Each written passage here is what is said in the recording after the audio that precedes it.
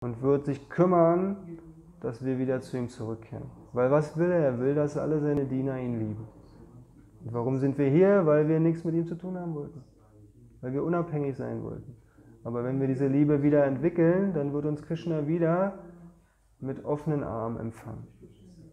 Und lässt uns da sein im spirituellen Reich, wo wir eigentlich ursprünglich herkommen und wo wir sein möchten.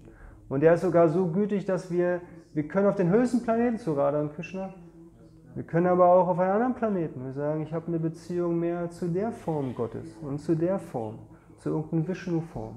Ja, dann Krishna lässt uns dahin gehen. Und das ist so nice. Krishna erfüllt unsere Wünsche und dient uns im Endeffekt. Aber das macht er nur für die Devotis.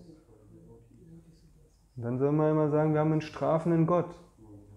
Klar, wir haben auch eine strafende materielle Welt, die uns bestraft. Aber das ist nicht Gott. Das ist das ganze System, das Gott geschaffen hat. Und das ist perfekt. Jeder kriegt das, was er verdient. Jeder bekommt das, was er verdient. Aber derjenige, der Krishna liebt und mit Krishna wieder oder mit Gott zusammen sein will, wird mit Gott wieder zusammen sein. Und Krishna erfüllt sozusagen die Wünsche. Und so dient er uns allen. Und er dient ja nicht nur uns Vaishnavas, sondern hoffentlich auch anderen Religionen. Aber da geht es auch darum, andere Religionen kommen nur zu Gott, wenn sie wirklich Gottes Liebe erlangen. Und nicht so, ich habe die ganze Zeit nur Angst vor Gott. Wenn ich nur Angst vor Gott habe, wie soll ich ihn dann lieben? Ich liebe doch niemanden, vor dem ich Angst habe. Ja?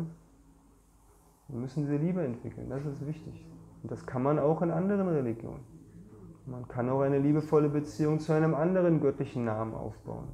Aber für all die Menschen, die keinen heiligen Namen haben oder einen Namen von Gott haben, hat Prabhupada immer gesagt, bitte probier diesen heiligen Namen aus. Nimm das Mahamantra und befreie dich dadurch.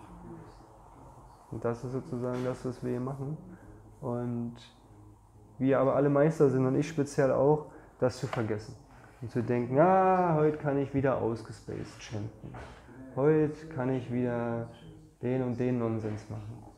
Und verstoße eigentlich gegen diese ganzen Sachen. Aber eigentlich, das sollten wir machen. Die ganze Zeit chanten. Die ganze Zeit Krishna verehren, ihn dienen, den Vaishnavas dienen und alle Wünsche in seinen Dienst stellen. Und das trainieren wir hier. Und das ist eigentlich ein sehr, sehr nicer Vorgang.